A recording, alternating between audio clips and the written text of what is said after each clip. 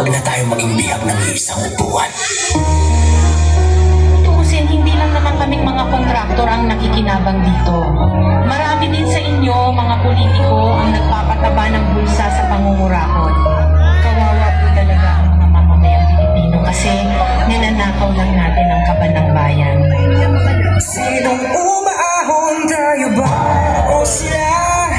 Nangiti nila habang nakalubog ka pa sa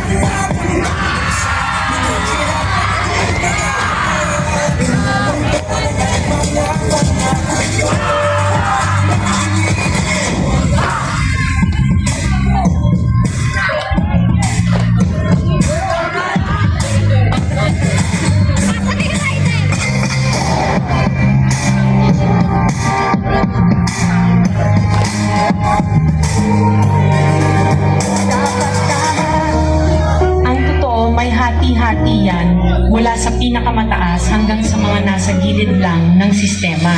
Sa patuloy na pagdinig sa Senado sa mga di umano kinurakot na proyekto ng gobyerno, 191 projects. Dapat tama, tinatama ba din namin ginagawa? Paulit-ulit na lang na ito ang bakit simula. Simula, bakit walang natatapos sa trasaman? Laging ibog ng swelas ng sapatos. Ilang beses na ako, ilang beses na ako. Pati natin subukan at tulungan at umakit, umahagi sa bigat na matagal na namin pasal. Pag tayo nagsama-sama, ating malalagpasan din mas maayos na bukas para sa ating mga anak na munang pangipiliin ang tamang nakatatak na pangalan sa balota. Huwag na tayong magpakuto na sa ating nakapagyayo. Huwag na tayong magpulito.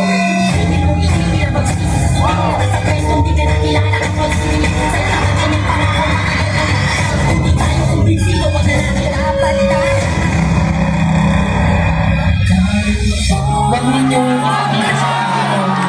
Malinis kayo dahil sa bawat proyekto may kapalit na porsyento para sa inyong mga opisina.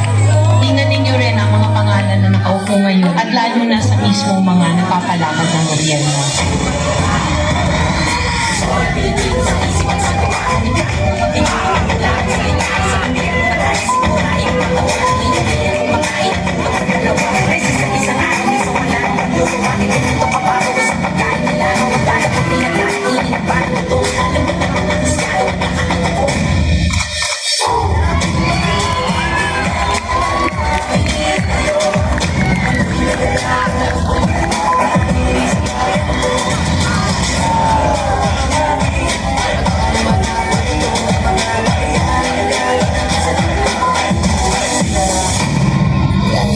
Noong isang taon pa na isiwalat na may mga mali-maletang pera, codename basura, na idinideliver daw sa ilang mga politiko na naglalaman di mano ng hindi lang bilyones, kundi bilyones na kickback mula sa pondo dapat ng bayan. Nakakapagod maging mahirap.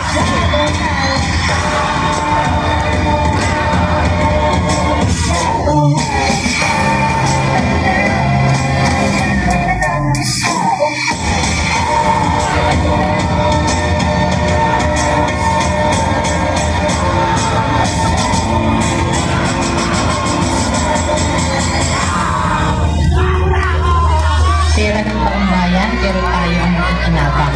Hindi ba tayo nahiya? Ang mga mahihirap mas lalong naghihirap. Kaya tama na ang pangungurakot natin.